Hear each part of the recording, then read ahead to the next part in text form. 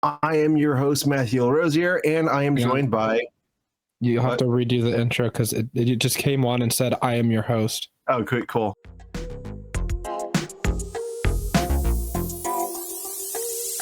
Hello, everyone, and welcome back to This Week in Guns, brought to you by Patriot Patch Company, FFL Payments, and MAF Corporation. The show offers commentary on the latest firearms industry news, information, and buzz.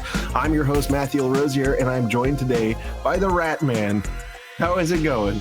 Hello, I'm the Rat Man. I have Rutgers 1022, and I'm here on the Halo map firing range from Call of Duty Black Ops 1, and I'm here boasting my kill.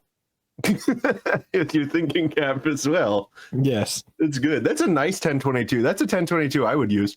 Yeah, it's a nice, good one that don't jams. Yeah, it don't jams, and it looks like it locks itself open instead of you having to fiddle with the Douglas on the bottom. Impossible. So we've had for those of you who don't follow us on Twitter, but follow us on wherever you follow us, we've been at war with, it seems like, half of the gun owning Twitter, because we finally decided to just come out and say that we hate the Ruger 1022, and it has caused some of the dumbest engagement we've ever seen. People are desperate to tell you that their 1022 has never jammed, and then I was like, okay, take a video of it shooting a whole box, 50 rounds. And the funny thing is, that day, multiple people posted, here's a video, it jammed, right? Like 3 people did that. But then as the days went on, I got 3 or 4 more people that are like, mine was able to do it. And they sent me like slow fire 50 shots. So I just thought it was so interesting. People are so committed to their 1022s, and I do know why, but it's kind of weird to deal with, isn't it? Yeah, so I guess really to drill into our feelings about the gun, at least my feelings. I don't hate the 1022 per se, but what I do have a serious hatred level grudge against is people who own 1022s who have like the most delusional, hallucinatory, rose-tinted glasses they look at a 1022 from. Like, I in fact had one guy tell me he's got 30,000, that's 30,000 rounds through a 1022, and he's never had a single failure. When I was like, in relative figures, right? The most reliable guns that have ever been tested don't do that, right? It's just not a thing that ever happens, right? Eventually a part will break, or you'll have an ammo-related failure that you can't necessarily say 100% wasn't the gun's fault, but 30,000 rounds, this guy said, no failures whatsoever. And of course, when I interrogated him, he's like, well, that was 60 years ago, and I got rid of the gun when I was 19. And I'm like, well, okay, is it possible we forgot? And he eventually admitted, well, there was probably at least 1 or 2 failures every 1,000 rounds, which I still think is exaggerating things a little bit, but it's sort of this conditioning these people have where they just assume, right? They internalize this lesson, this mantra that gets repeated where it's 22s and rimfire, it's just not reliable. Right. And what that is it's not as reliable in most cases as most centerfire stuff we're used to today, but that's not to say that 22s can't be reliable. And so they'll have their 1022, and that's really their only nexus, their only exposure to automatic auto-loading 1022, because for most people, that's how it is, right? That's like, maybe you're a Marlin person, maybe you've got less common Mossberg Winchesters, right? But 9 times out of 10, it's a 1022 is somebody's nexus to auto-loading 22s. So they say, well, mine doesn't jam, but what they mean is for a 22, it doesn't jam a lot. And they will have a very hard time admitting that what they mean is for a 22, it doesn't jam a lot. Right. So, tests like, okay, you've got like 20,000 rounds or whatever on the 1022 that's never jammed, and you ask them to post a picture of the inside of the receiver, and it looks brand new. Right. And they're like, well, that's because I clean it all the time. There's fundamental design flaws in the gun that have it tell on you if it's been fired. Like, even with the stainless receiver, like the aluminum receiver guns, 20,000 rounds, it will definitely show it. Even with the stainless guns, it shows it. But whenever you post one and it looks brand new on the inside, I think maybe 100 rounds you've put through it. Right. And or maybe 1,000 even. Once you really drill into this lore, you'll get very delicious contradictions where people will say, "Oh, does your 1022 have problems?" you must have a new one. You have to get one of the old ones. They were much better. But then you'll have people tell you, oh, your 1020 have problems. You must have one of the old ones. You have to get a new one because they run much better. Or people who tell you, oh, you must be using the wrong kind of ammo. They only run on the cheap plinker ammo because it's a cheap plinker 22. Or people but then then you get to the, like, you'll see a lot of people who are like, you haven't changed the firing pin, you haven't changed the extractor, and then for each one of those there's a, are you messing around with aftermarket parts? Yeah, it's just like you have to use aftermarket parts to make it work, but also you have to use all the factory internals. The 25 round mags work great, but not the 10 rounds. But you have to use the 10 round mags because the 25s just don't work. You have to use high quality ammo. You have to clean it, but also if you clean it, that's when the jams start happening. Is after you clean it. Because whenever I cleaned mine, then it started jamming. And it's just like all sorts of contradictory nonsense. You eventually get to the point that the 1022 is not a particularly well-designed gun. It's not a particularly well-manufactured gun. And the only thing that's reliably consistent about it is how reliably inconsistent its performance actually is. And that's okay, because at the end of the day, right, it's something of like an automatic 22 boys rifle ultimately. And I mean, there's more serious versions and aftermarket versions that like maybe eventually start to become a little bit more reliable or a little bit more accurate. Once you've 22 of Theseus your way into a $2,000 1022, but otherwise the gun sits in a niche, which is fine, but it is exhausting seeing people be delusional about it. And it's led me to believe that, because the 1022 ultimately, right, way down this rabbit hole, isn't the only Ruger firearm people pretend this way about. People don't pretend as much about the Ruger Mark pistols, but likewise, they're not really well designed. The later versions improved over the earlier versions, but they're not. They eventually became possible to reassemble and disassemble. Right. And there will be people who just swear up and down, I've got 1 guerrillion rounds and it's never misfired. And then, in reality, it's like, actually, they're not terribly reliable. But, I've come to the conclusion that Ruger is a firearms brand for people who want to make excuses for how their gun doesn't actually jam. Right. It's really interesting because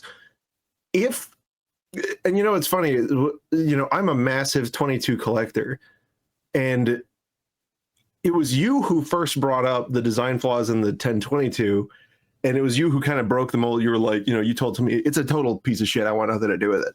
And I'm like, oh, how can you say that? How can you say that?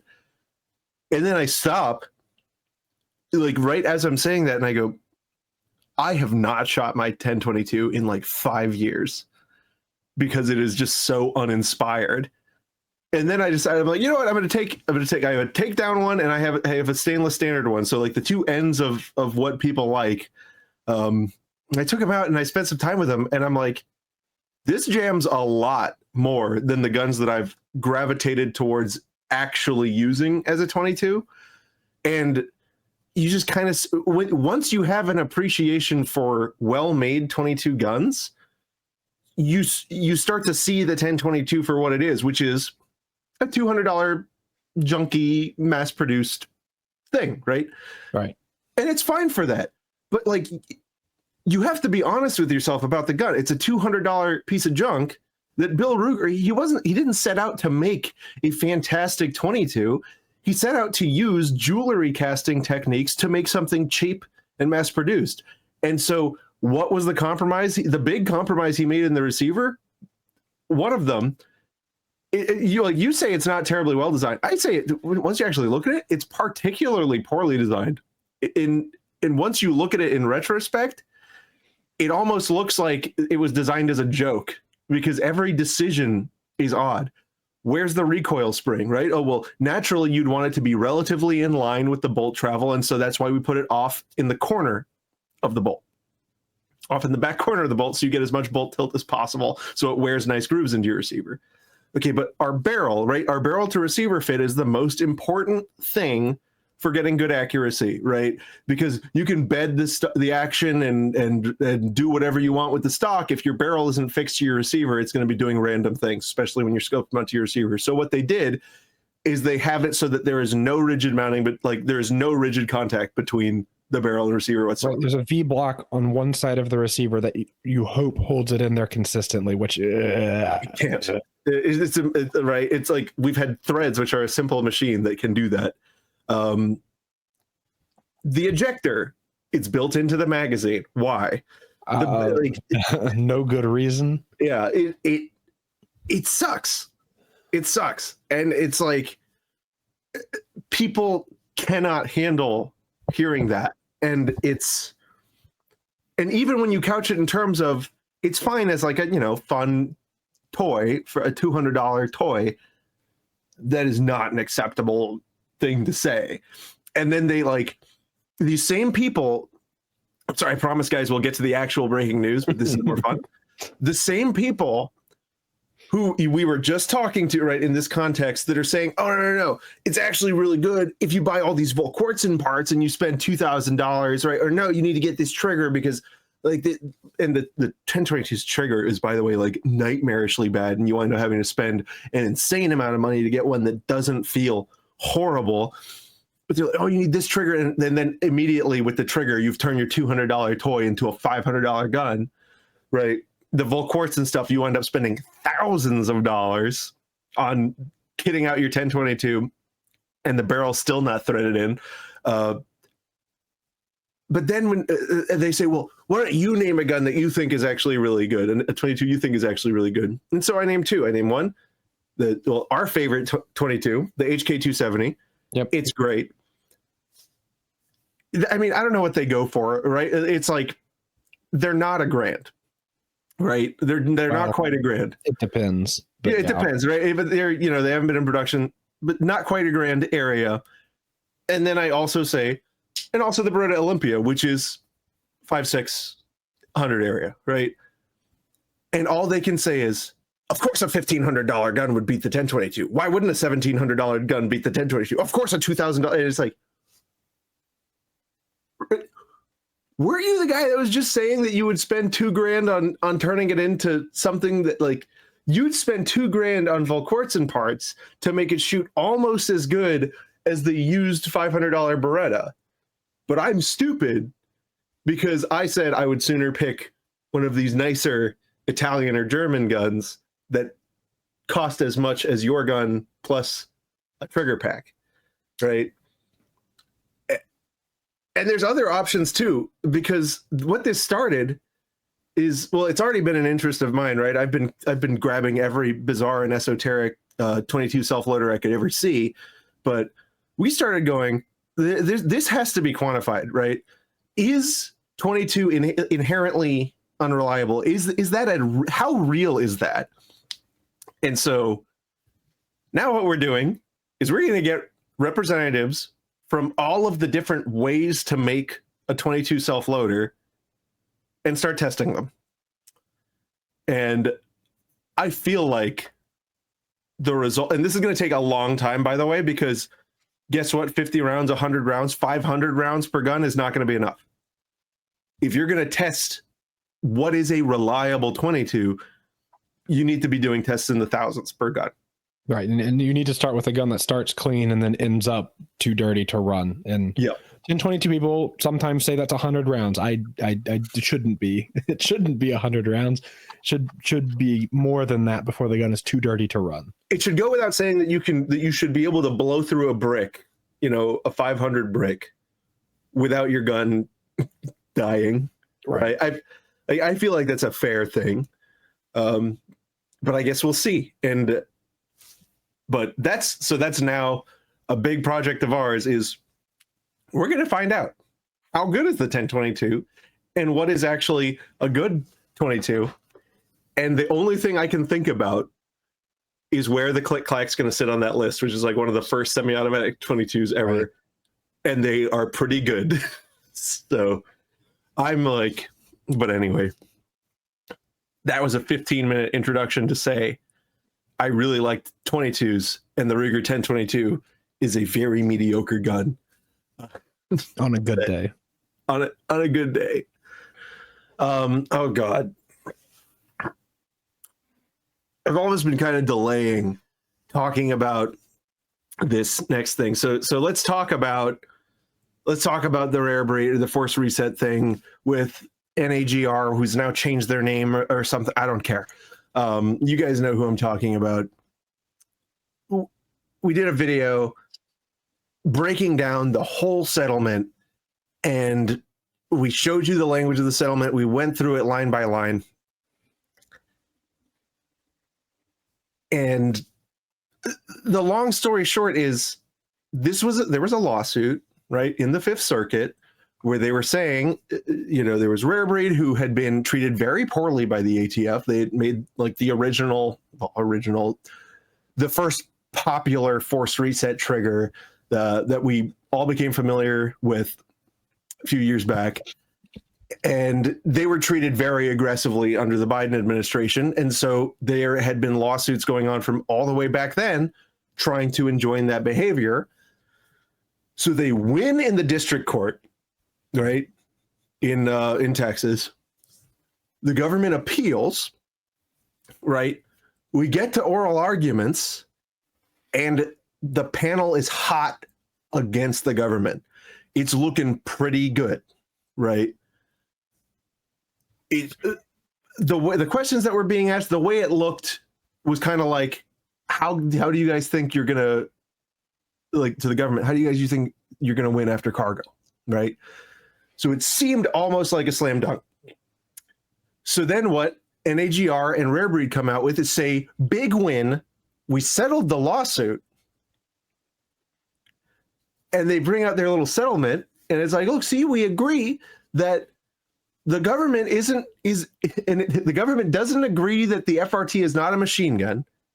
It agrees that it might not enforce the definition of a machine gun against force reset triggers that work according to one patent, and will consider supporting that company in patent litigation so long as that company like fully enforces its patent right. And it's kind of like, oh, and as long as they don't put it in a handgun, which we're defining in a completely unique way now. And it's kind of like, wait, why did you do that? Because where it was going, right, where it looked like it was going, because obviously I can't say this is how the Fifth Circuit was going to decide, but it looked pretty clearly like the Fifth Circuit was going to say, hey, in Cargill, they said it has to be automatic by a single function. This is multiple functions. You guys have to follow that test. And that would have been that. We would have had binding precedent, at least in that circuit, protecting force reset triggers conceptually. They settled it, and so now we don't have that. We're not going to be able to have a circuit opinion on force reset triggers at all. But they're like, oh, don't worry, we've got this document. But the minor detail is it's completely worthless.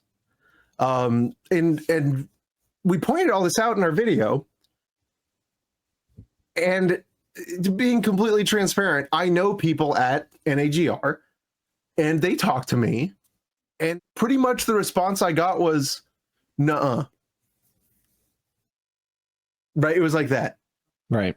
We think it does a lot. And I was like, it's like, how? Oh, well, there's some secrets you don't know.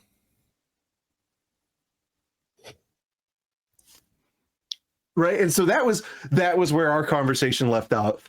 But the fact is the settlement cannot have done anything. It can't. And a lot of people are saying, it's like, oh, it's a binding contract. It's a binding contract. That's true. What are your damages when one side breaches the contract? Right. So let me show you how contract law works. All you have to do is give up an obligation, right? Give them anything of value. Hey, Ivan. What's up? Do you have perhaps some pocket lint? I do have pocket lint and a peppercorn. Okay. In exchange for the pocket lint and peppercorn, I promise to draw a picture of what I think you look like. Whoa. Okay. All right. Is that a deal? Yes, this is a done deal. This is a big win for the Second Amendment. All right. Here you go. Wow. I did my part. Are you happy with it? Yes. No. Are you happy with it? No. No, you don't like that. But look, I did it. I did what I said. Look, This is a big loss for the Second Amendment. Look, I did what I said. You're gonna like, I'm gonna go to court and I'm gonna say I want my pocket lint. Like, there's no actual real damages, right? What are they gonna do? Compel the transfer of the money value of the pocket lint? What do we have here? An agreement to agree in the future, which is not enforceable. A promise to consider something, which is worth the total mass of a wet fart.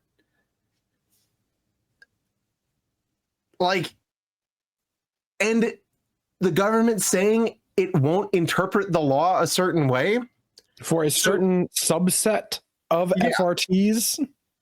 And so once this goes into effect, right, this settlement, and the blue state attorney generals or whatever decide to sue to enjoin the settlement, right, and then the government's hands are tied or whatever. Let's say NAGR decides to sue the government for breaching their contract, right? Let's make it better. Let's say the government decides, oh, actually, we are deciding that these things are machine guns because turns out there is no difference between handguns and rifles under the NFA in terms of automatically. And so we're deciding that these are machine guns, right? So we have to apply it across the board. Then NAGR goes to the court and says, they broke their promise. And the court's going to say, well, what do you want? Let us do the thing. Let us do it and make them not apply the law to us. And the court's going to be like, so you think that your damages should be the law applying to everyone in the world except for you? And that's obviously not how that works. Yep. Right? That's very obviously not how that works. And the thing that was most just weird is after I did that video, how much like kvetching and pushback there was. I mean, you saw it. Yeah, there was like Tom Grieve like sometimes does videos about Second Amendment stuff, despite, as far as I can tell, not being a sort of like gun lawyer. Like he's a gun owner who's a lawyer, right, but not a gun lawyer more specifically. And he like put together a video where he was like, this is actually a big win and NAGR's the greatest and he's a NAGR member or whatever. And I'm not trying to say that there was something underhanded going on per se, but like he puts together a video where like point by point Matt's criticisms of this is like, the Matt's criticism of the weird things about the settlement. He's like, well, no, this isn't a big issue. Like he gets to the point that this creates a de facto monopoly, but not a commercial monopoly. It's like an unholy union of a commercial monopoly with a legal monopoly that's being granted to this company in a strange way that only a settlement would afford, right? Because like Matt had just explained, if this eventually has a ruling come out against it, there's going to be an umbrella this ruling provides where it's like things that work this way aren't machine guns, and Rare Breed's FRT would fall under it, but other things that work similarly would fall under it as well. With this settlement, there is no umbrella, right? It's more like a lightning rod that gets put over there by your stuff, but FRT's stuff is safely away from the lightning rod. So if you step out of line, the government shall smite you with lightning. But FRT, Rare Breed maybe won't be smote by lightning now, which creates like a weird legal monopoly. It's just a strange situation that the government then says it will consider protecting this weird commercial legal harmonious monopoly. It's a very strange situation. Then Tom Grieve goes, well, no, this isn't actually a monopoly. Like there's no socialistic collusion going on behind the scenes. And I'm like, I think everything you just described is socialistic. I'm not sure, but it's collusionary, right? There's some amount of tit for tat going on here, and it creates a monopoly where there's one company that's able to make FRTs, and it's only that company's FRT patent that the government is going to arbitrarily decide not to enforce the law against. It's all just very strange stuff. And they're going to do it with a bizarre extra legal definition that they created. Yes. So for any of our detractors who, for some reason, like, and here's the other thing that just blows me away. NAGR had their like vice president, who's a lawyer, go out and explain that no, this is actually really good and totally binding. So before we go into this more, I want to say one of two things are happening here.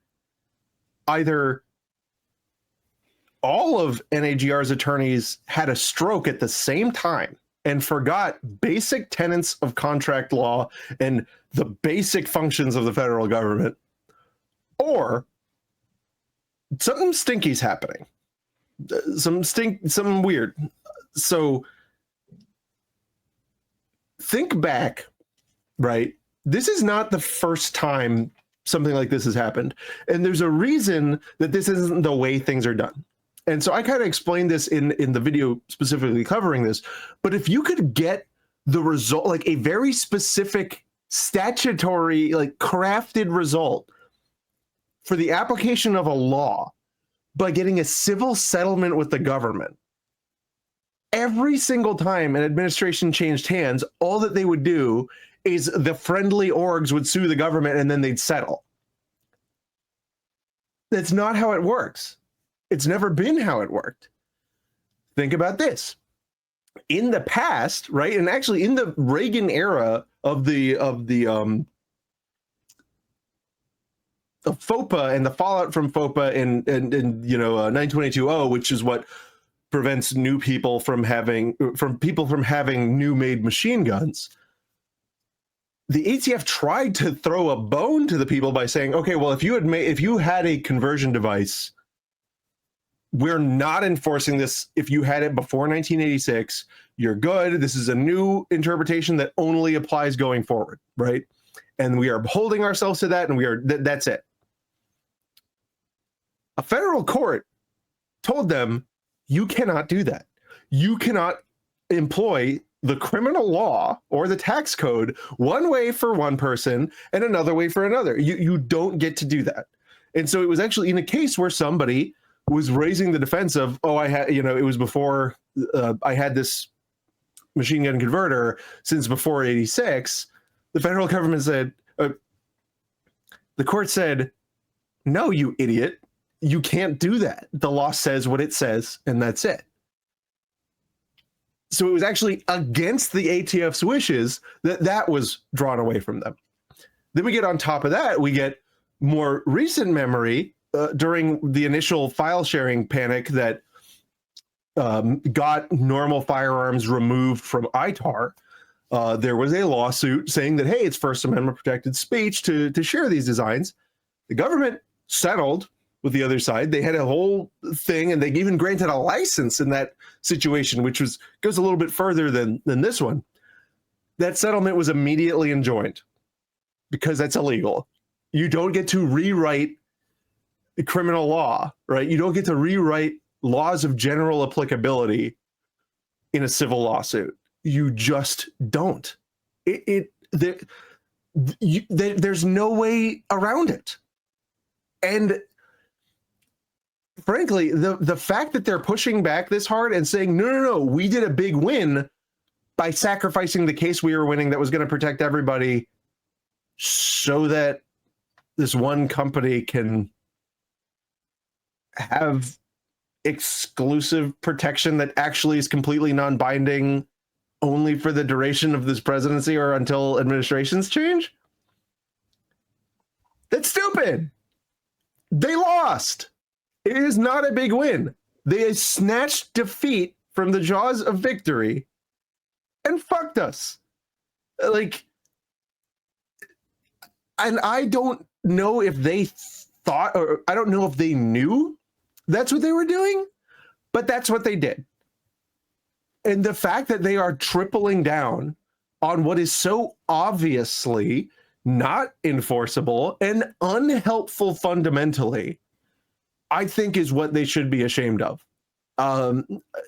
It's really gross at this point. Multiple people who have looked at it are kind of like, what the hell is wrong with you, right?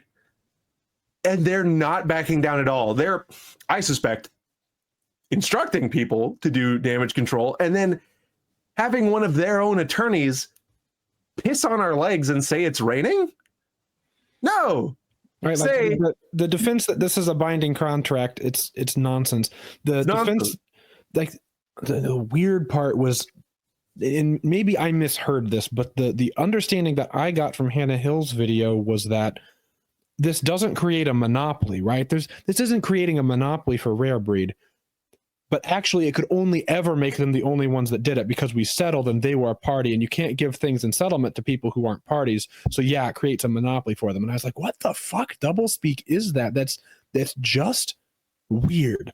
And so, coming back to a situation where one of two things or maybe both is true, there's either more that isn't being said, or everybody involved, including the government and Rare Breed and NAGR, like everybody involved is stupid. That's also a possibility. Both of those things could be true. There's something behind the scenes and everybody's stupid. But I guess the thing that's offensive to the senses is that after these issues were brought up, like the response is to say those aren't real issues and then put out a video that's just doublespeak going, whoa, sure.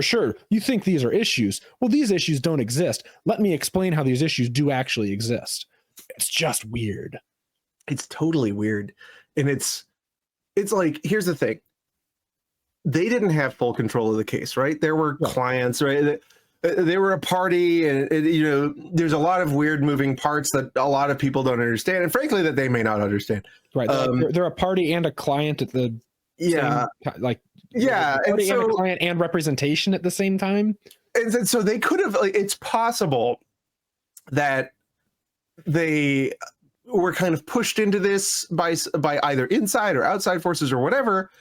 And look, that's okay, right? But why lie? Right. Why sit there and call say it a big win? Why, you can say, you call it a compromise or something. You would be like, you can say we thought this achieved our goals. We got a compromise that we think helps everybody right now. And then you like, that's a lot harder to attack, right? Because I would still, if they had said that, I'd have still been like, I think it's odd that they did this for these reasons. Who's compromising here and what? Because it would still be odd. It's an odd result. But the fact is, they're sitting there saying, no, this was the best. This is a huge win. This protects it against future administrations. No, it doesn't. I don't think that's true in the slightest. It doesn't even protect it against the current administration, because guess what? If the anti-gunners have two brain cells to rub together, they're going to enjoin this. Right. Because, even if they didn't, right? Even if this is allowed to stand, ultimately what a big win, right? Like if you closed your eyes and I said, I'm going to hand you a big win on FRTs, what's the settlement going to say in it, right? It would have, right? There would be a settlement. There would be some language that said, right, if it had to be a settlement, I was like, close your eyes, hold out your hands. I'm going to put big win FRT settlement in your hands. This settlement would necessarily have to have some language that where the government says, we agree and always agree and admit we were always in the wrong whenever we insisted otherwise, that these devices do not meet the statutory definition of a machine gun. It would for these reasons. Exactly that. And for these reasons, right? Yeah. They would have to fall on their sword and adopt your argument as their own. That is what a big win in the settlement looks like. Because while they could go back on that, they would look pretty fucking stupid while they did it. Like, stupider than they looked on bump stocks, where they said this was legal for a long time, then went back on it. Here, in a legally binding contract against you, they said, this is our view and our interpretation and why we think that, and we think that this is the way that it should be, and that this serves the public interest. Them going back on that at least looks bad. Meanwhile, what's actually in this big win is that they agree to, they agree for now to not apply for now the statutory definition of machine gun and its implementing regulations for now to the FRTs made by this company to this patent for now. Right. Yeah. Although they do say, it does say, it says the words bind itself in perpetuity to not apply it to this narrow class. Right. Which, guess what? I can say whatever I want. I could say in me and Ivan's pocket lint peppercorn contract that I will never breathe air again. And then I do. What is he going to do about it? What is a court going to grant him as damages for me breathing air? Nothing. It's a binding contract, yeah. And the results are nothing. you can have a contract that is both binding and worthless at the same time. Right. Like you can't force the government to adopt your settlement's favored interpretation. But let me hold on. This is important. Because a lot of and then great Tom, whatever the guy's name is, the YouTube lawyer guy who couldn't pronounce Bruin suddenly, which was odd when he decided to make a gun video and kept saying the Bruin test. But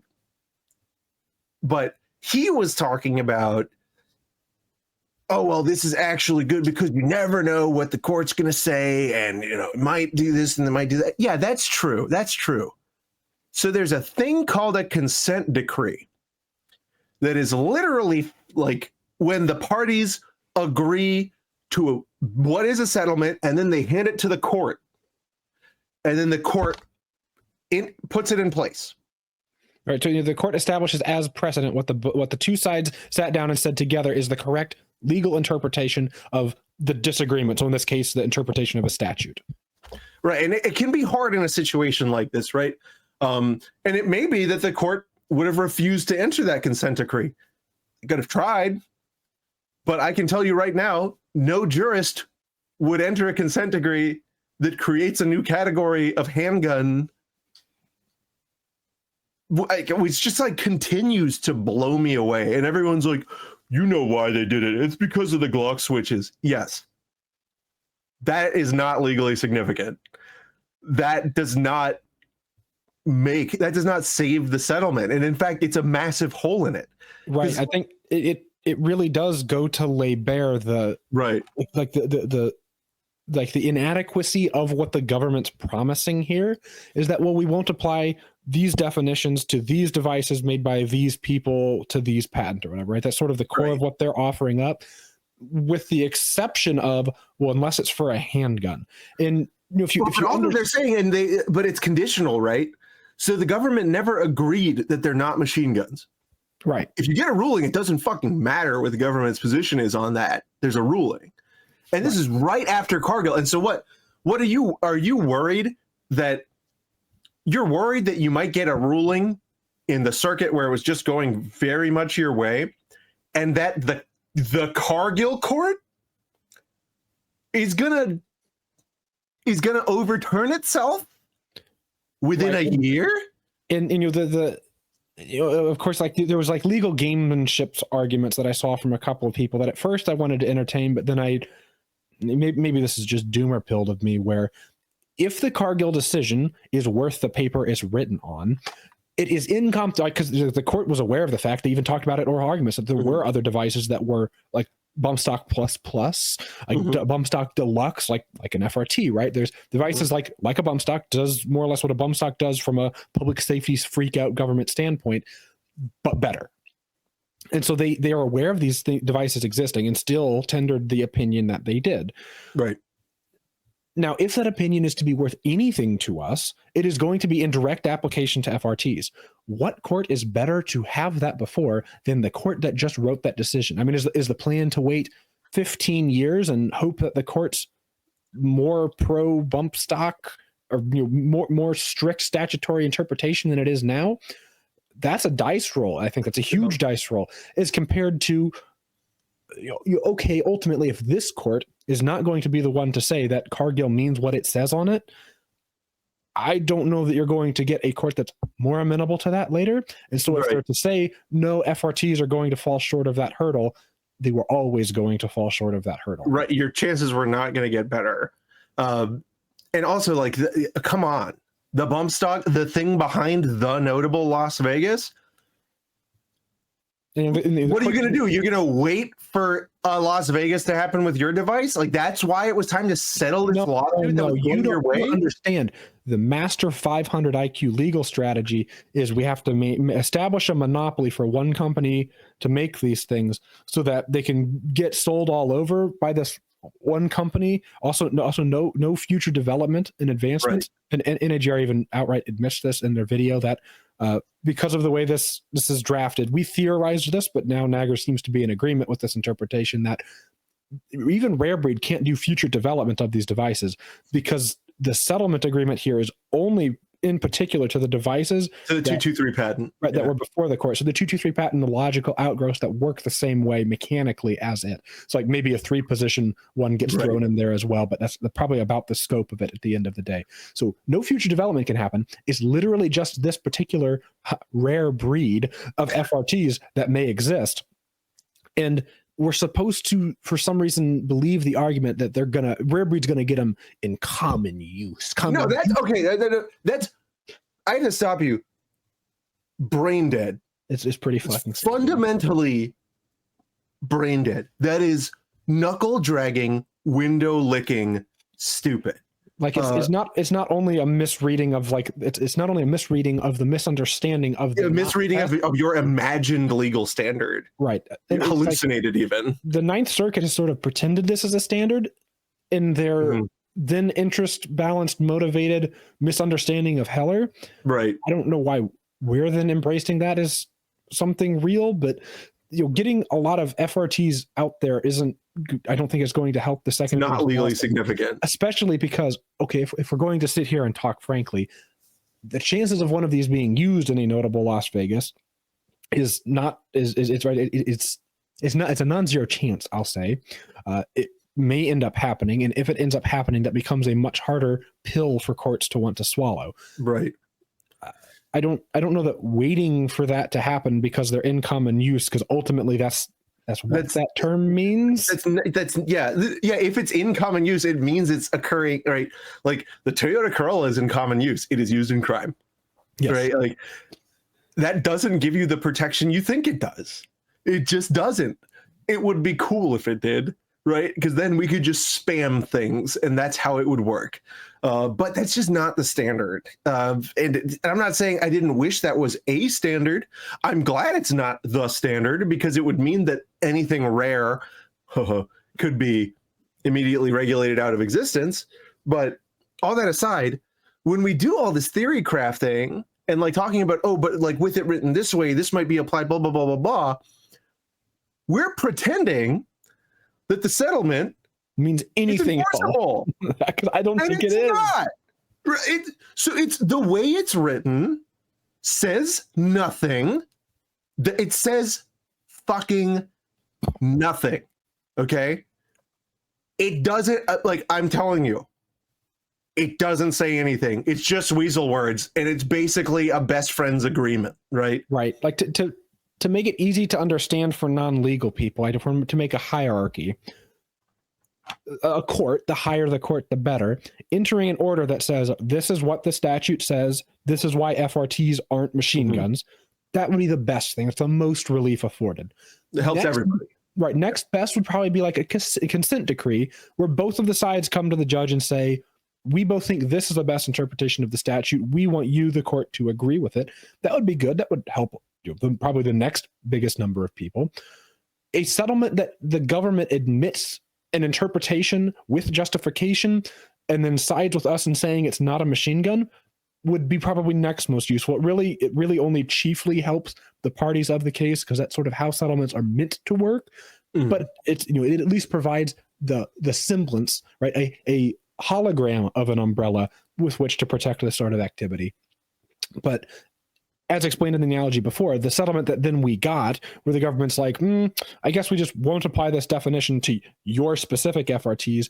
Anybody, if you do these things, if, and also you're not allowed to make any new ones because this only applies to ones that are you were previously designed. And no handgun before the court in this one, and also no handgun. Yeah. That's a lightning rod, and it's a lightning rod that Rare Breed as a party gets to strategically plant at all of their competitions' home bases, where once the lightning machine gets turned back on by the government, and again, this could happen in 2 weeks, right?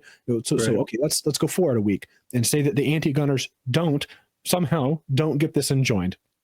Let's go a week past that. Pam Bondi could just change her mind because a notable Las Vegas happens with an FRT and they don't like the political fallout of that. They could just change their mind and be like, yep, these are machine guns again. Yes, there's a clause in this that Rare Breed gets to sue them in the Northern District of Texas. It's not impossible that the Northern District of Texas agrees with them again that these aren't machine guns. But the whole while and the rest of the country, the presumption is going to be that these are machine guns. Yep. because the government's not going back on its word as to the rest of us. Because what is this settlement? The government saying to this specific group of parties, right? The plaintiffs in this case, that it is not going to apply the definitions to these things. It's not saying that it thinks that the definitions can't be applied. It's just saying it won't apply them, at least for now, if they do this, that, and the other thing, which is just kind of ridiculous. And you usually don't have many strings attached whenever it's a big win. The thing tied up in a ball of yarn is like really, really not what that looks like, I think. Yeah, here's the thing that upsets me the most. Why lie? Just why lie? Like, there's so much of it. And I actually thought these guys might have been different, you know? And so I'm kind of sad. But they fucking lied. And ultimately, right? If we're to look at this with like poo-colored glasses or whatever, the reason to say it's a big win and lie is because it makes people want to like give you money bucks or whatever. Yeah, no, because then people misunderstand and think that if you're a member, you get to get in on this action. Nope. You have to have been a member before the lawsuit was filed. If the settlement means anything anyway, like if it means it, right. If. It's the one positive thing, right? One positive thing that NAGR, like, to stop being so negative, one positive thing NAGR did manage to get added to this contract is that, as I understand it, right, based off of what NAGR has been saying, the federal government was resistant to having to give FRTs back to everyone who turned them in. And NAGR insisted that, and probably rightly so, that the government can't create disparate groups of American gun owners where it's like these people can have their devices back, but these people can't because we think they're machine guns. That's just like a hilariously fucking stupid can of worms where it's like, when you hold one, it's a machine gun, but NAGR members, they can hold it and it's not a machine gun. Right. That's sort of ridiculous. And so, NAGR maybe has like some gilded lining on the. But they can't make them do it. They can't make them do it. Right, and so it's on the government to return the things, and frankly, I don't think the government will have them. The government has to return them to the extent practicable. Yeah, which guess what? They're not serialized. Right. How do you know whose is who? You don't. You're not getting. And for I saw a bunch of people wondering, like, they're like, oh, they were going to try and get theirs back. This only applies if you turned it into the federal government. A lot of people turned theirs into local police or whatever, because like going to an ATF field office is not like weird. A real thing. Yeah. Right. But people turn them into police or legal counsel or whatever, right? And you don't get those back, right? The government doesn't have to give you those back because the government didn't get them from you. Right. It's stupid. It's stupid.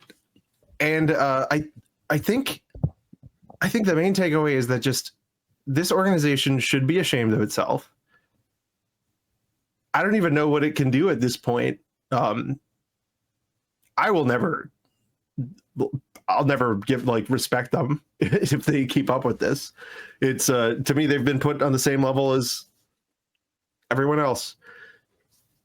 Just money grabbing. I think that's what it seems like to me. But money grabbing and pissing on you to tell you that it's raining, which is generally unhelpful. And I mean, ultimately, right? And we've talked about this before, I think even on the show, right? Most people's conception of this stuff is so like hamster wheel pea-brained that right. They just want to know, is this a big win or an epic loss? Yeah. And that's their conception of it. And tell me if it's good or bad. Of course, with a lot of these things, there's like a middle road. Right. But when legitimate issues with the thing are brought up, and the response to them is like a mealy-mouthed, oh no, that's not an issue, except that it is. We agree with all the underlying facts about why this is an issue. We just would prefer you not call it an issue. I think that's not good, and I think that's a problem.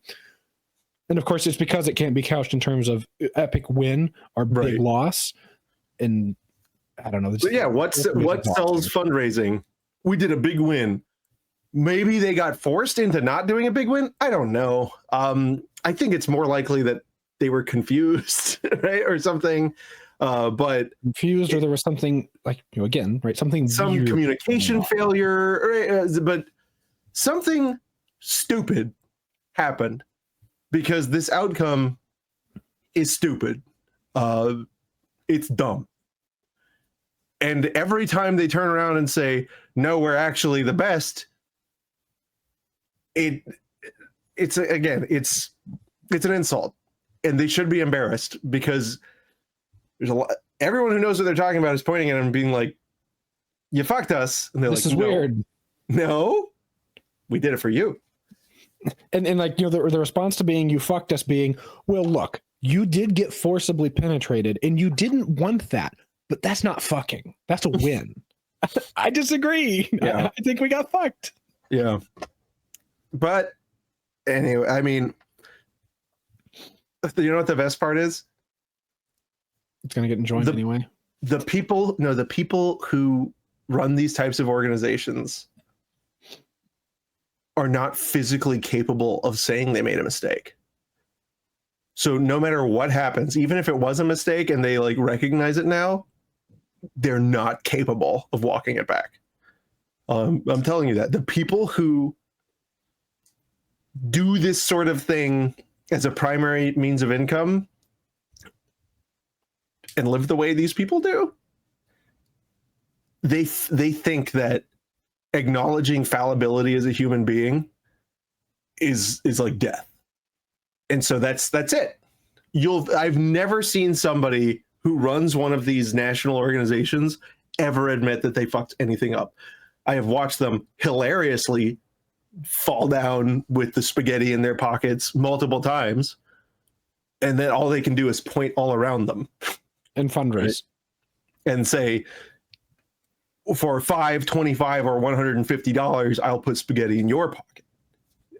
So anyway, I guess I do want to wrap by saying my closing thought on the matter is that ultimately, fallibility of the plaintiffs, of the people that, well, there was some amount of, I don't want to say like, oh, we trusted you and you betrayed us.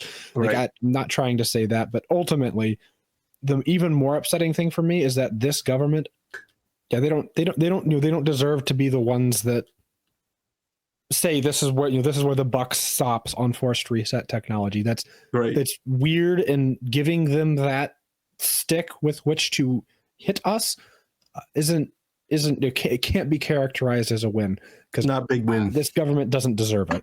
No government deserves it. It's idiotic. It's silly goose behavior.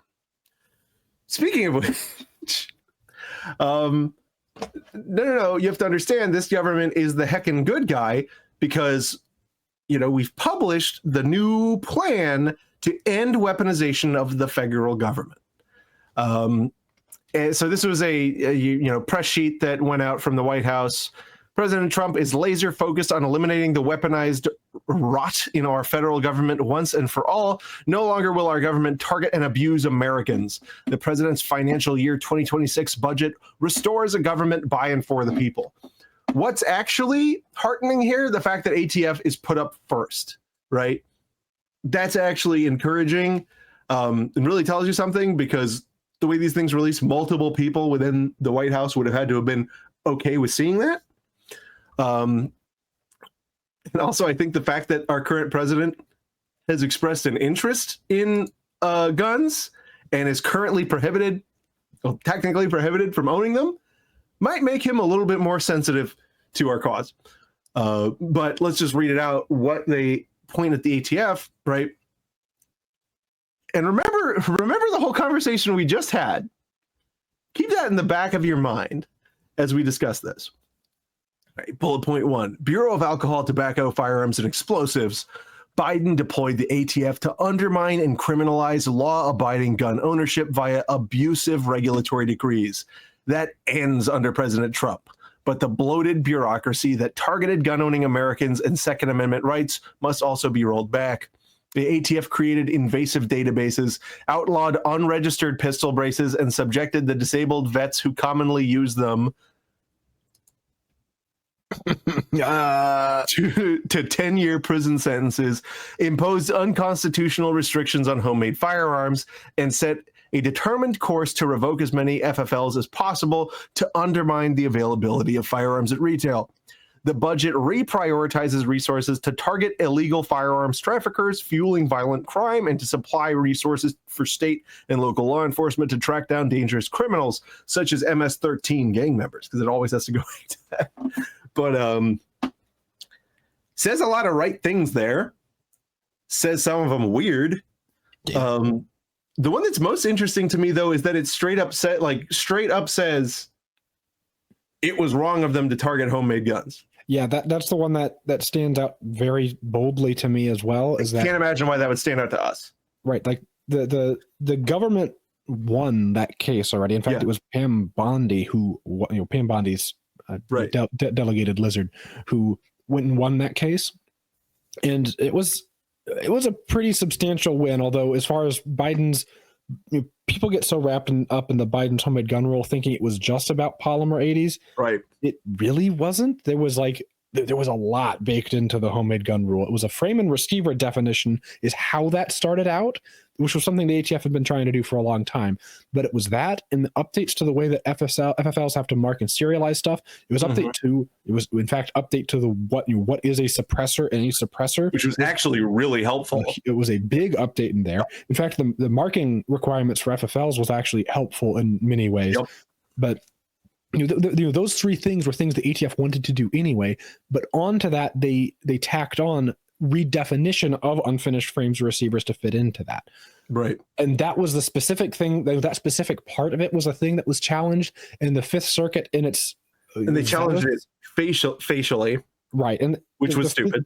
The Fifth Circuit had a particularly zealous opinion about that to enjoin the entire rule when really it was probably just that challenged provision that was maybe a problem. But the Supreme Court didn't agree with that facial challenge, and ultimately, while the Supreme Court didn't exactly answer the questions that either side posed, I think the Supreme Court read between the lines to see what was going on there, and probably what they did was a little bit of appeasement. And had we had the same mindset from the court that was going on in Cargill, it should have gone our way, because the things aren't weapons.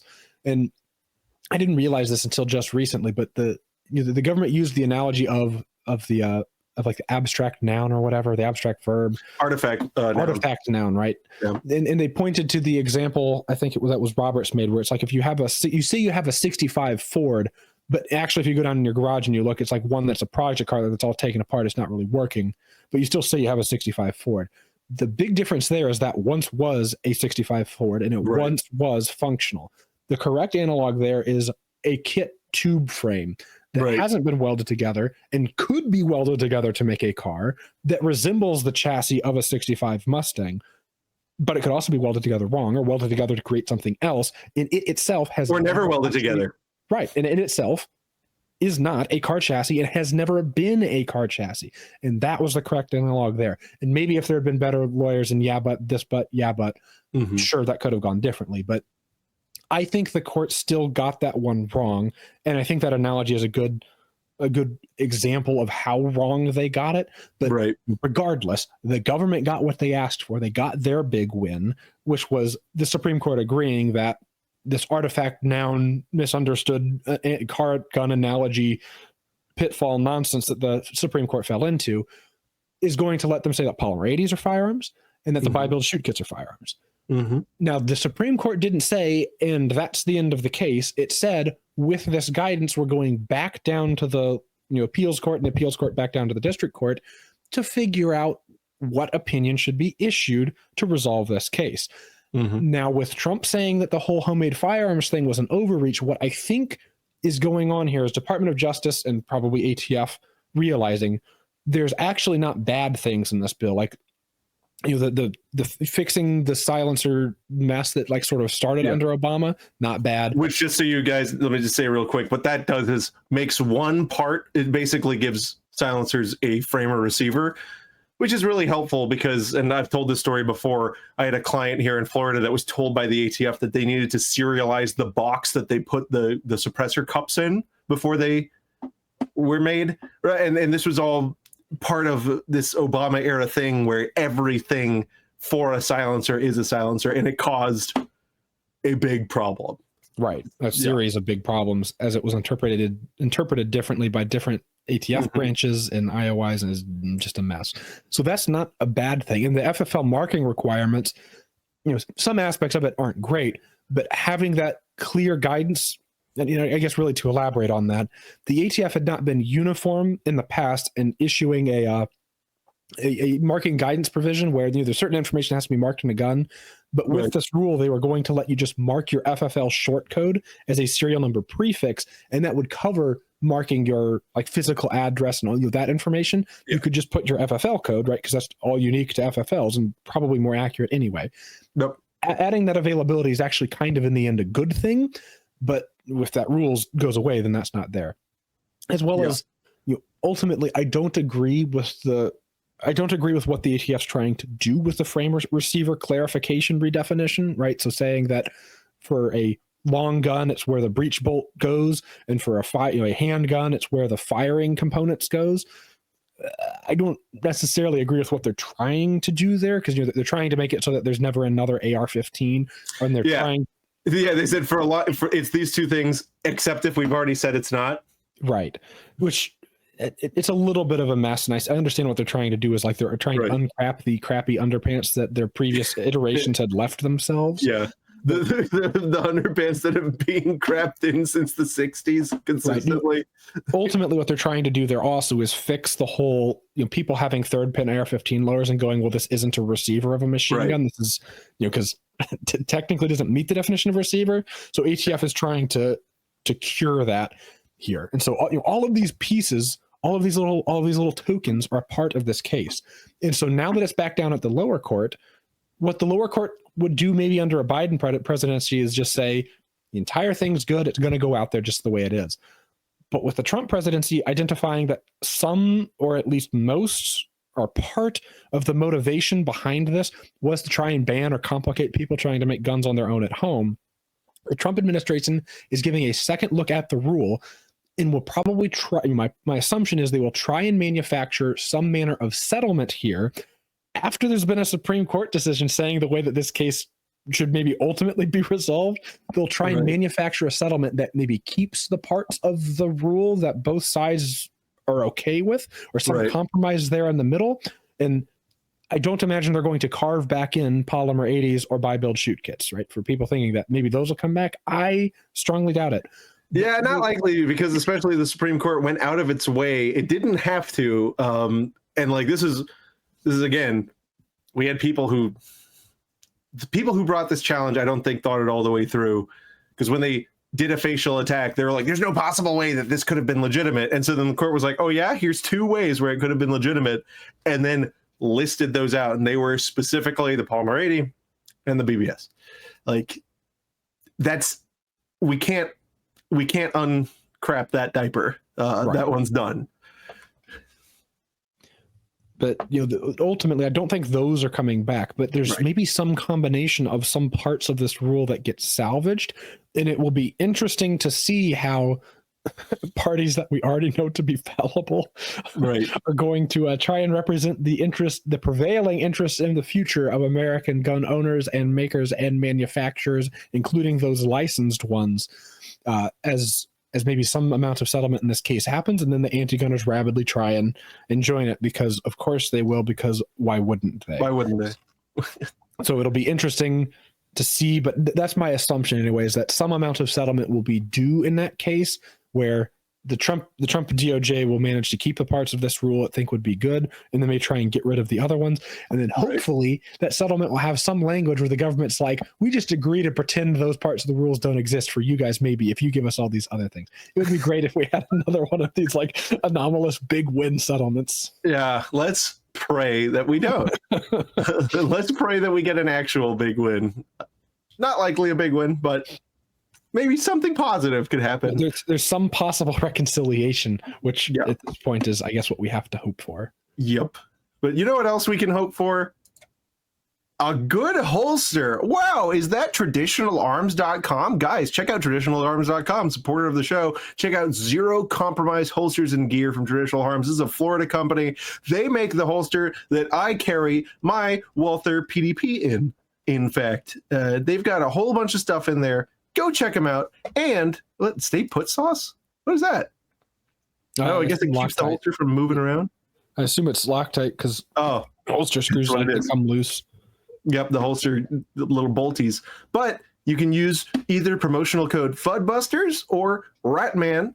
We'll get a little kickback, and that would be cool. And you will get a really good Florida-made holster. Recommended firmly, guys. That's traditionalarms.com. Use promotional code FUDBusters or Ratman. The sauce might be fit for human consumption.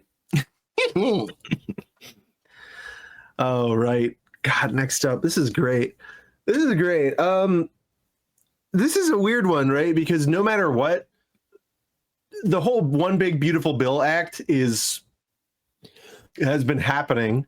And I'm going to try to edit this episode as quickly as possible, but I feel like even when I do, this will be out of date. So we probably won't spend too much time on this one, but we've got HR 1. At this point, as I understand it, there's two things that have been introduced for inclusion in this bill, and they are both reducing the tax to $0 and removing silencers from the NFA. And people might be saying, well, why do that? And that's a really interesting question. And Ivan, why don't you tell them why? So the specific, I guess the background, right, on what a reconciliation bill is it was something that came about. It's fairly recent legal fiction, but it's meant to make it streamline the process for the government to set like spending limits and pass spending bills. And the idea is that at some rate it will be, it only needs a simple majority to pass the Senate and can't be filibustered as long as everything in it has some specific nexus to spending, right? So the government taking in money or the government spending money. So that's sort of the framework that has to be worked in here. Now, of course, the to us well-known and famous defect of the NFA is the fact that it's a tax, right? It's there to levy a payment for you to have to register particular things, your silencers and short-barreled rifles and machine guns initially, as well as shotguns. But because it's a tax, right, it has some nexus in government spending. So, the thought from Republican representatives was that into this legislation, right, into this reconciliation bill, Trump's One Big Beautiful Bill, they can start working in the aspects of the Hearing Protection Act, in the short-barreled rifle, short-barreled shotgun, the SHORT Act. Now, it seems like at this point, at time of recording, the SHORT Act is not going to be included, but I want to reiterate that there are multiple opportunities for things to change, and everything's up in the air, and it's not over till the fat lady sings, and the fat lady hasn't even shown up yet, quite. So we're still a long way off from the fat lady doing her singing "The Ride of the Valkyries" or whatever. But anyway, not terribly long way, right? Like a week, potentially. So as of things right now, the Ways and Means Committee has had their draft bill, right, and the draft bill from Ways and Means just moved silencers to a $0 registration, but still required the registration. The House Rules Committee has touched on it briefly. I don't think that they're going to add the amendment in the Rules Committee specifically, but the manager's amendment, which is this sort of like omnibus amendment of amendments, is going to be added to the bill by the time it's introduced to the House. And my understanding is the current language in the manager's amendment does both. It moves silencers to a $0 registration and also makes it so that silencers don't have to be registered, right? So it removes the registration requirements, but not necessarily takes them off the NFA. It just makes it so NFA registration of them costs $0. Mm-hmm. And I think the reason they're trying to do this is, of course, as I mentioned, right, this can get through the Senate on a 51-49 vote. It will pass the Senate if and only if all of the inclusions in this bill have some nexus in government spending or government taxing. So that's what's known as the Byrd rule. I sometimes call it Byrd law because that's funny, but it's the Byrd rule, BYRD. It's a rule that's been in the Senate for some time now. And specifically, like I said, deals with reconciliation bills. Now, whenever this gets to the Senate, right, we can expect that the Democrats, not being a fan of most of this bill, because like, this bill is a lot of stuff. Right. One big beautiful bill. It's like a turbo omnibus spending bill that also has this one kernel of interesting gun stuff going on in it. We can expect that the Democrats will object to it and say that at the very least, this whole NFA reworking thing, they'll point to and say, well, that doesn't have some nexus in government spending or taxing, right? They'll say that this violates the Byrd rule. Now, that I did a bunch of research on this, but that kicks into effect of chain of events where there's a special person in the Senate who's not a senator, but that's the Senate parliamentarian. And this is a person who is like appointed to resolve disputes and help inform the Senate of its own rules, because it's like hilariously like the Senate is hilariously bureaucratic. They've got more than just Byrd rules. They've got like a whole taxonomy, parliamentary even, a whole animal kingdom of laws and rules that they choose to follow and hold themselves to. But any senator, any point in reconciliation bill evaluation can object and say any part of it violates the Byrd law. At this point, the Senate parliamentarian will take a look at it, and they're meant to be an objective person. The current Senate parliamentarian has done that job for a while. She's a woman who was appointed by a Democrat, but it seems like for the most part, people haven't had a problem with her. But she would then look at whether or not moving NFA registration from $200 to $0 serves a government taxing and spending purpose. Very, very clearly does on that count. Maybe the more pernicious one is the government removing the requirement to register these things. Of course, if you understand the legislation fully, yes, that does have a government taxing and spending effect. However, at first blush, it might not seem that way. So that'll just be up to the parliamentarian. If the parliamentarian says this violates the Byrd law, it requires 60 senators to override the parliamentarian, or this has happened in the past. It's been like 20 years since this has happened. The majority leader, right? So the head Republican senator can fire the parliamentarian and find someone who might be more agreeable to the preferred Republican interpretation. However, this would depend on the Senate majority leader, Republican Senate majority leader, being amenable to getting rid of NFA provision for suppressors. Right. I don't know if that's there. Who knows? The other way that this could then be overridden is J.D. Vance could show up, right? Because he's the president of the Senate. The vice president is the president of the Senate. He at any point can override any Byrd rule objection whatsoever and just say, why don't you guys shut up and vote on the stupid thing? So he does have that power. That power has not been used in like 50 years and is sort of like an extreme thing because it's taking some amount of agency away from the Senate. But of course, it's agency that the Senate gave itself to deal with these things in the first place. So who knows, right? It's all a bunch of nonsense rules. All that to say, there are so many hoops and hurdles and jumps. And again, every step along the way, even the manager's amendment is not the final amendment. It can be amended on the House floor. It can be amended in the Senate. And in fact, we should probably even expect there will be a Senate amended version of this bill that goes back to the House for approval at some point. And it's just a matter of, hopefully, the suppressor deregulation and fee reduction can be held on to for dear life. Again, early criticism of this bill with just delisting suppressors was that some states require registration. Right. And I saw some draft language would make it so that the government just assumes any suppressor made after 2015 is registered. But of course, there's interesting, like that probably violates the Byrd law, because I don't think that's a tax and spending thing that you're adding to the law. Then that's like a registration, like that's purely registration, right?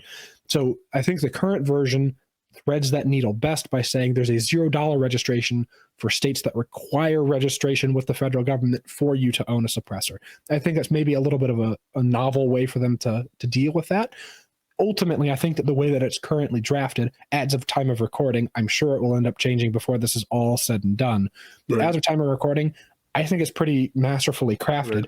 But when push comes to shove, we just have to hope that we get as much of our rights back as possible, as dreary as it is to put it in those terms. And it's certainly I don't want to say I got my hopes up or nothing, but it is exciting to sort of watch this unfold because, maybe in my lifetime, at least since I've been paying attention, this is sort of an unprecedented amount of government fervor that's been placed behind improving people's gun rights situations.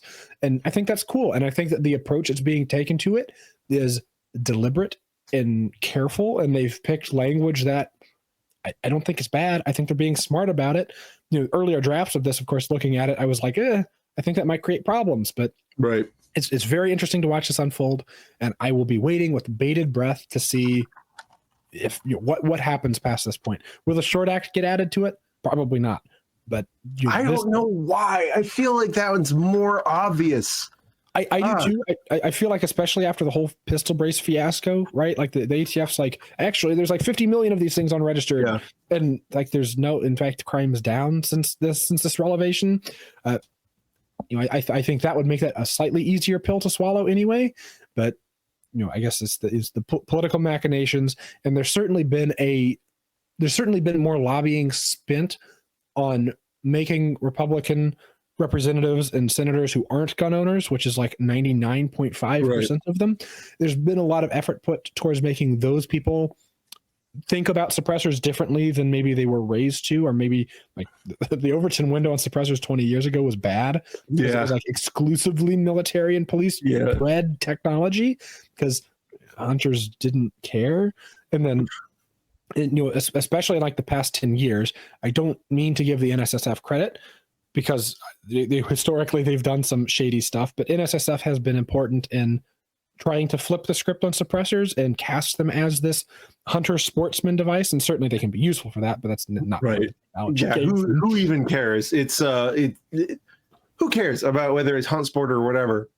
The opinions have been flipped. The Overton window's been flipped, and there's a ton of lobbying that's taken place to help you, because ultimately lobbying is like kindergarten level education for senators and representatives to make them, to make it so they have the talking points to sound maybe slightly less stupid than they were about a topic than before. Well, and there's even multiple like total lobbying orgs that just do suppressor dereg, which is cool. I mean, so that's why. And I'll take it. Right. Absolutely. I hope we get it. That's all I'm going to say, because I'm superstitious and I don't want to do nothing. I just want to watch for right now and say something when something happens. I either do that or I sue about stuff. Those are the things I do. But so speaking of suppressor lobbying, people have been ablaze with saying words that don't make sense. It's Silencer Central suppressor lobbying sparks controversy over NFA deregulation stance. Right. So this was a little bit of a tempest in a teapot that it seems like has died down substantially now. So I don't want to waste too much breath on it. But around the time that out of House Ways and Means Committee, originally the original language in this bill was the HPA, where it was like it would deregulate them, take them off the NFA. Of course, that wasn't going to jive with Byrd rule, so it would have been filibusterable. So it was a non-starter. To get it out of Ways and Means, the solution that was come up with was take it from a $200 to a $0, right? That was the solution they came up with, like, get it out of Ways and Means and get the ball rolling, because obviously they don't want to hang up this gigantic omnibus spending bill for suppressors, because at the end of the day, suppressors are like mincemeat on this spending bill. It's like, oh wow, a couple of $1 million or whatever the government like makes, quote unquote, makes in taxes off of suppressors, and they lose money ultimately. The ATF is like a net deficit when it comes to those registration costs, because of course they are. But it's always cost money. It's never been profitable. That was sort of the political machinations that it took to get this out of Ways and Means, with some amount of Hearing Protection Act verbiage included, because that's another part of the Byrd law, is that it has to have had that language out of committee. So that was there, that seed was planted at the very least. But because that language was changed, people's minds went to ruminating. They're trying to figure out why it would have changed. What was the betrayal? Why are Republicans so weak-willed? And the conclusion they came to is someone must be lobbying against suppressor deregulation behind the scenes. And so people dug up lobbying disclosures from Silencer Central from the previous year, where they had lobbied in support of legislation that was about suppressor tax stamp conservation, which people thought meant conserving keep the tax. Keeping the tax. When in reality, what it was Silencer Central trying to support some relatively novel legislation that would have made it so, two things. it first would have taken most of the $200 from the ATF and given it to wildlife funds.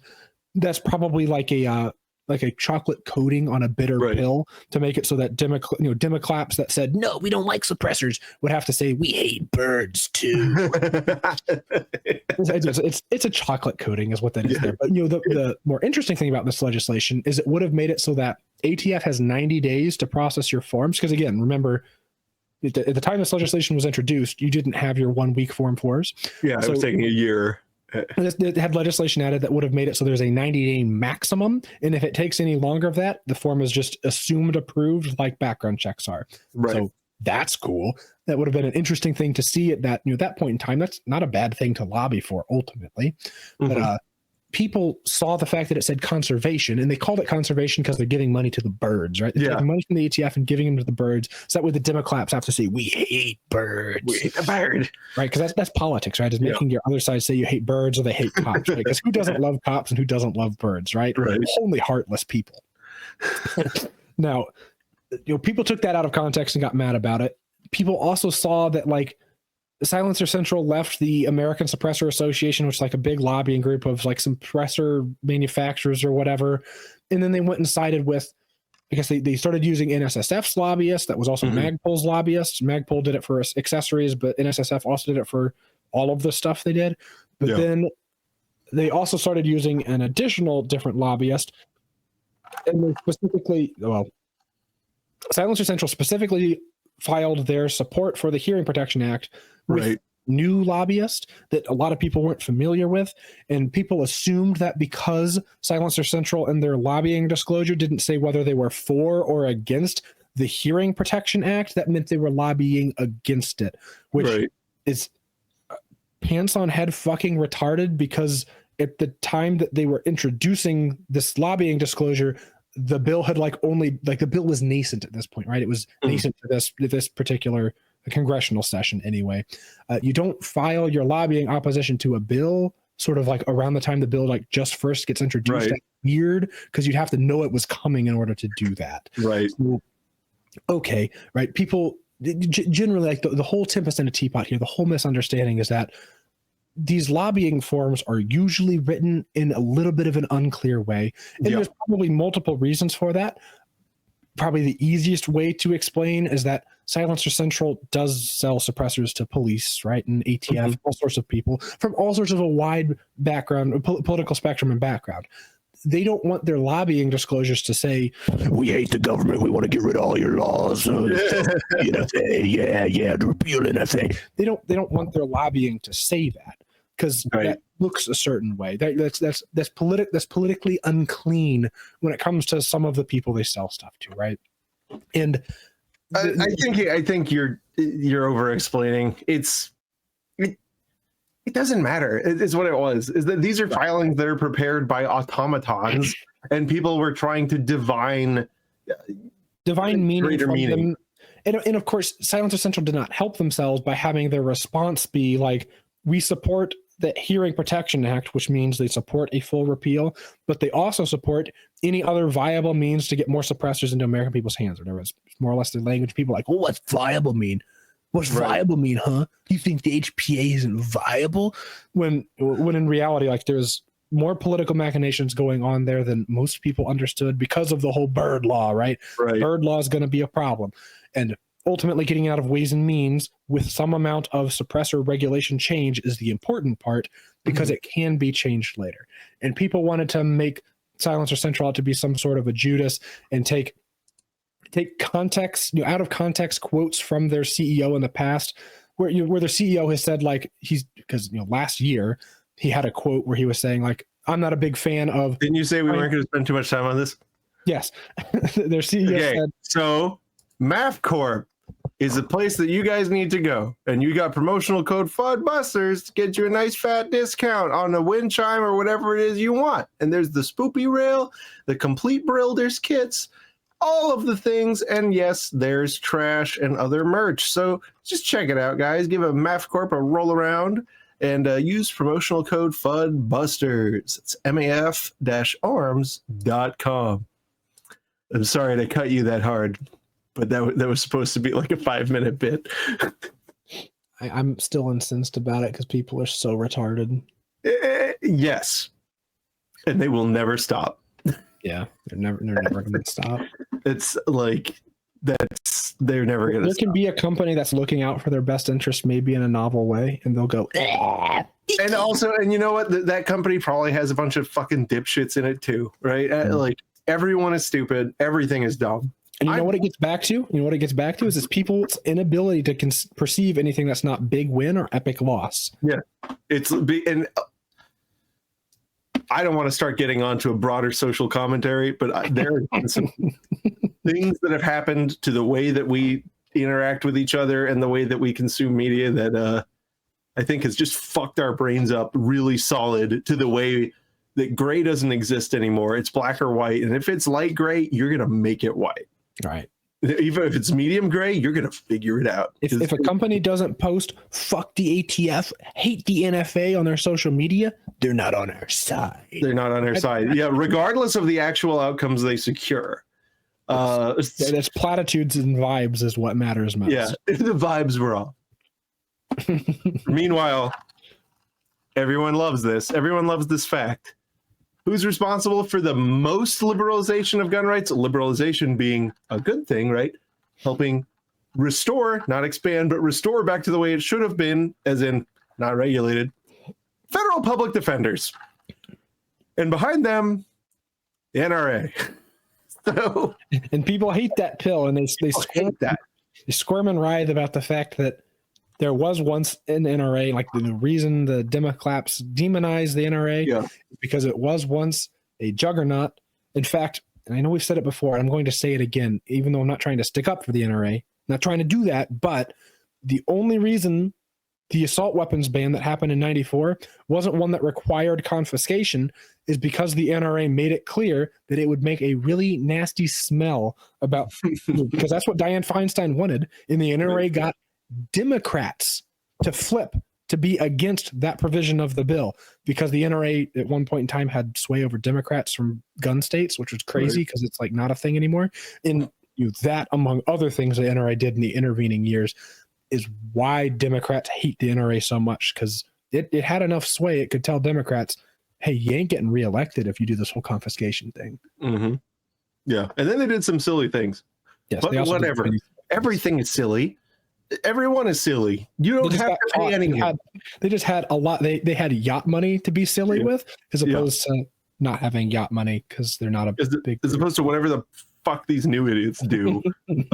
But anyway, speaking of disingenuous big win binary,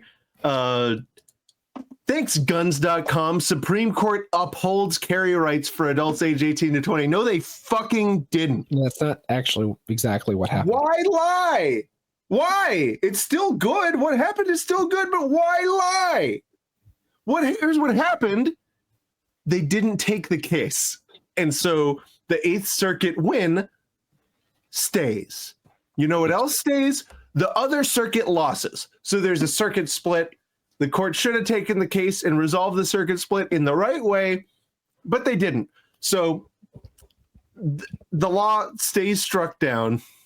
And like, you know, them denying cert and I guess maybe if you're to try and read between the lines, maybe the reason they deny cert here is because this was a state law for 18 to 21 and not the federal pistol 18 to 21. Who knows? But of course, the 11th Circuit one is a state law challenge as well. Yes, it is, yeah. And that they took back en banc to affirm. Yeah, like they're like, we affirm this. Wait, no, it's really good. So, hey, let me take a look at that. You did it wrong. Yeah. Oh my God, he did it right. So it was.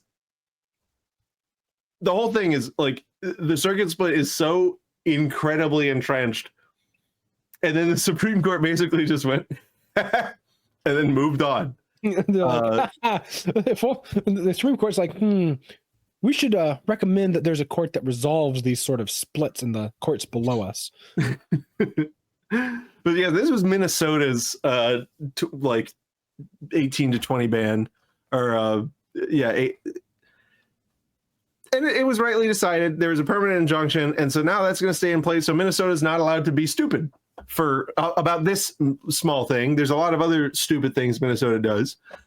People get their brains stop working when it gets too cold up there, and that's why they talk like that. And that's what our best Southern scientists have led us to believe.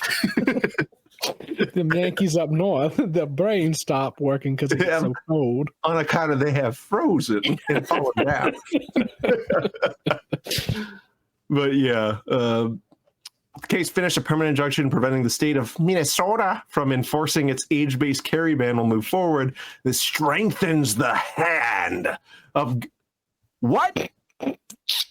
Guns.com, I hate you. It sounds like slop. I don't know. This is just like dog water.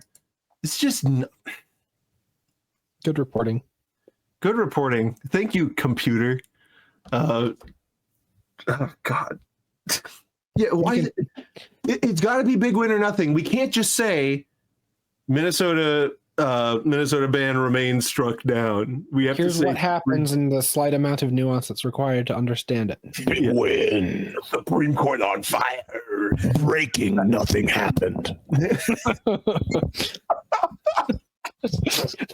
That's been my favorite series of videos, is because spoiler for newsflash for a story we didn't feel like including because nothing happened. The Supreme Court didn't. Has kicked the can again, like for the 20th time on the Rhode Island magazine and the Massachusetts, Maryland, the Maryland assault weapons ban. They're continuing to kick the can on that. Yeah. So Mark Smith of Four Boxes Diner went and made. He's got a series of videos he's been making where every week that the Supreme Court has kicked the can on this, he's like made a video or put out a post where he's like breaking. Nothing happened. Yeah, so he did it again. And I didn't know that he'd been doing that. And so I see that on Twitter. It's like 2-8 breaking. Otis did not act. And I'm like, did my man really just say breaking? Nothing happened? What is wrong with these people? Like, it's easy to get engagement by like doing the it's almost here. They almost did something this time. When I started this channel, right, there was not this many people in the space grifting like this.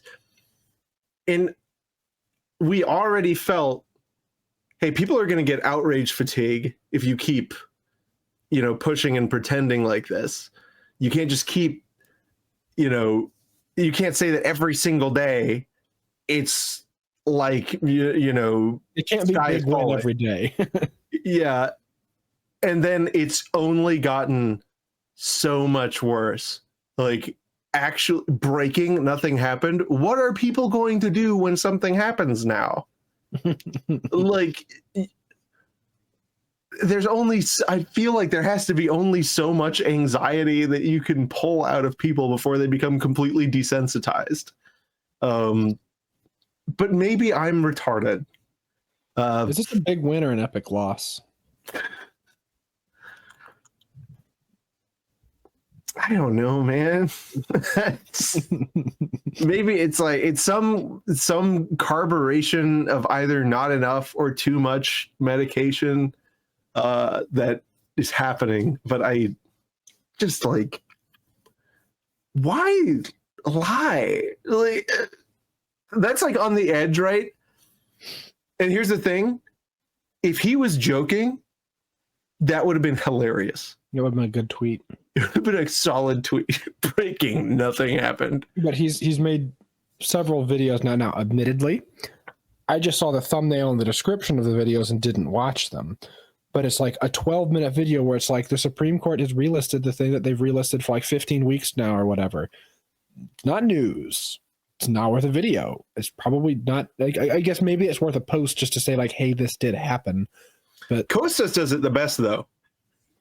Costas does it tongue in cheek. Like, it's just been relisted. I'm sure that they're doing something great. Haha. Yeah, Costas does this, which I love. Sees him in a little newscaster's outfit and said, "Well, there's no news on Snow again." That's funny. There's nothing wrong with that. But that's very different from this, like the breaking freakoutery of like this extremely mundane thing happened where we have no idea why they're actually doing what they're doing. Mm-hmm. But here's my theory about what they're doing. Yeah. Breaking. Right. Oh. So anyway, breaking, guys. Washington will need the permit to buy gun under the new law. This is actually, I mean, whatever. It's actually kind of shit, but yeah, it is pretty shit.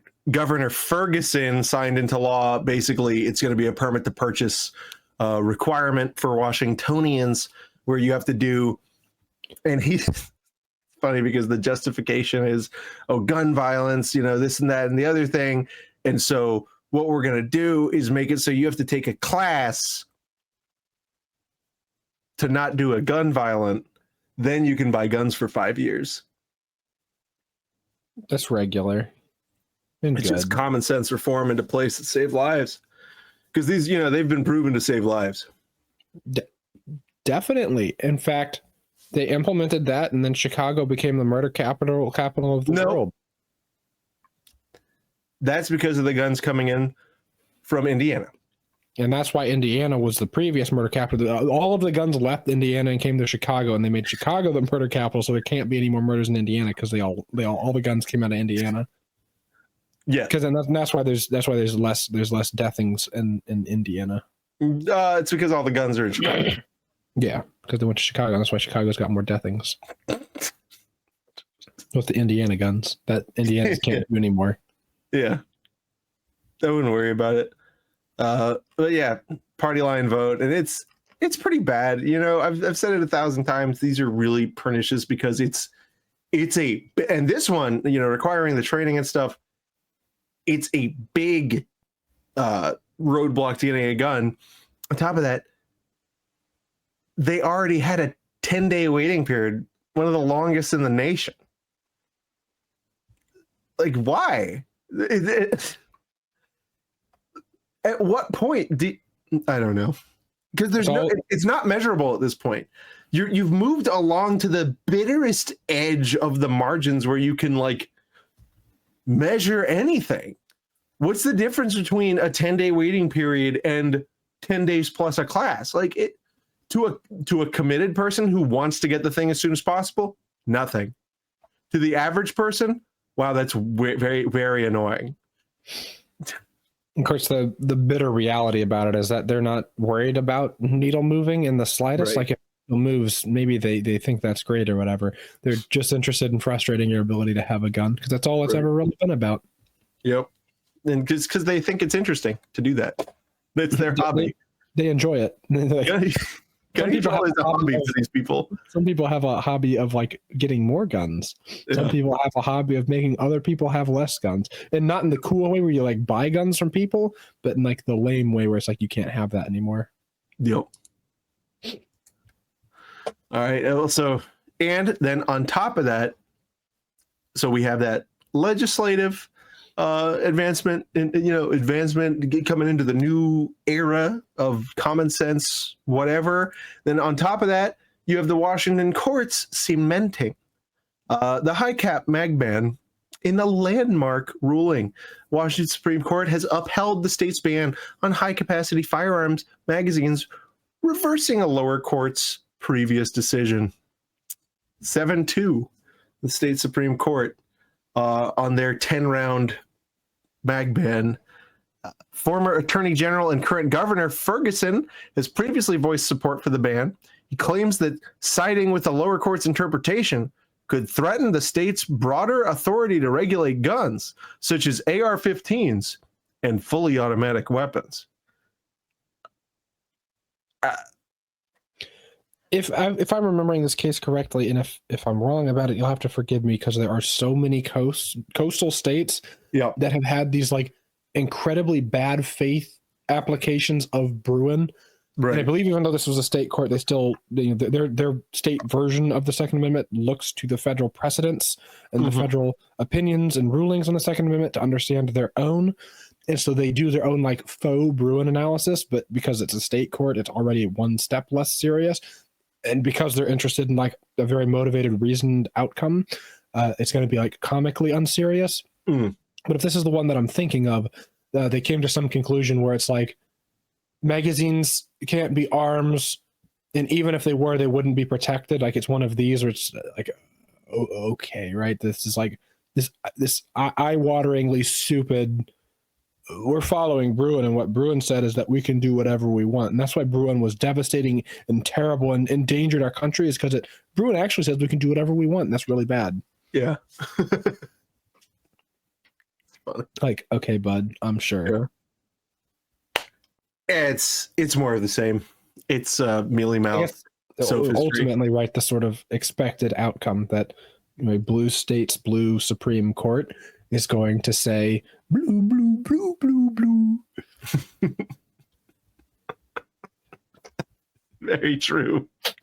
Speaking of blue, blue, blue, blue, FFLpaymentprocessing.com, guys. Buy FFLs for FFLs. Give them a call and get set up, guys. FFLpaymentprocessing.com. Make sure to tell them we sent you. We sent you. We got some good news, though, is Hawaii a coastal state? For these purposes, yes. There we go. Well, they somehow beat their assault weapon ban thanks to last-minute changes on the Senate floor and the limited time left in the session. It's now certain SB 401 will not move forward. So a technical victory, but it's good that their assault weapon ban did not go through. I was kind of surprised, to be honest, but it's good. I'll take good news. I think I've learned like 4 separate distinct times in my life that Hawaii doesn't already have that. Right. And like every time I'm like, oh, they don't already have that? Yeah. They don't have that? Yeah, it's funny because Hawaii does have a lot of particularly pernicious gun control. Right, really weird ones. And of course, but not that. And a lot of the weirdness comes from the fact that they don't have a lot of land compared to like all of the other states. And so they have to like zone things, for example, really weird as far as where you can shoot a gun, because you can practically hear a gun across like I'm exaggerating. You can't hear it across the entire island, but it's almost like that. So there's all sorts of like weirdness involved. And also the spirit of aloha. That's the governing law. Yeah, the governing laws. Hakuna aloha. I remember a point in time where the rest of the country would come and attack you if you said that you had your own laws that you're bound to. But here in Hawaii, you can have the spirit of aloha. That means you don't have to obey the federal government because you're feeling free aloha. Yep, that's cool. Yep, that was a post from Hawaii Firearms Coalition, who are pretty cool. Guys, got bad news. Items ordered today on Patriot Patch Company will not ship until Saturday, May 24th. But that's probably like tomorrow when you're this guy's patriotpatch.co, custom design patches, apparel, and accessory for any freedom-loving individual. This is the longest time support of the show. It's run by the old show guy himself. Show him some support by buying the patch, by joining the Patch of the Month Club. You show them how good we are at doing what we do, and you're just basically being good, okay? So go to patriotpatch.co and use promotional code TWIG10 to buy the thing and get a discount on it. This is the new one from the Patch of the Month Club. It's a bird. Fun fact, I modeled for that. That's actually Ivan. That's what he looks like. You can see all the detail levels in there. It's this Army, Navy, and Marines. They're disnefting freedom for 250 años. Wow. Do you think that if we invited the guy who used to do this and is now the Patriot Patch Man onto the show as a guest host, do you think that he'd think that we are doing a prank because of the way that we are? Hey, guy, you want to come on? I've heard he still watches it. You come on the show, okay? We promise to be 5 to 10% more normal than usual. Yeah, we're going to do regular. I wouldn't worry about it. Imagine if one time you guys just tuned in and the show started and Matt was wearing nothing but Patriot patches. The Patriot Patch Man himself. I become the new mascot. Oh, that's great. Guys, sorry we've been gone. I feel like I'm making that excuse a lot. It was his fault. Yeah, I was barely survived. It was his fault. But Yeah. we got exciting things happening, guys. Stay tuned. More Fun Blasters coming real soon. Be subscribed. Join the Patreon. You join our Patreons. You get access to the Discord. It's cool. You very PvP zone. You will be bullied aggressively. And that's it for the moment. Thanks for watching. Bye-bye.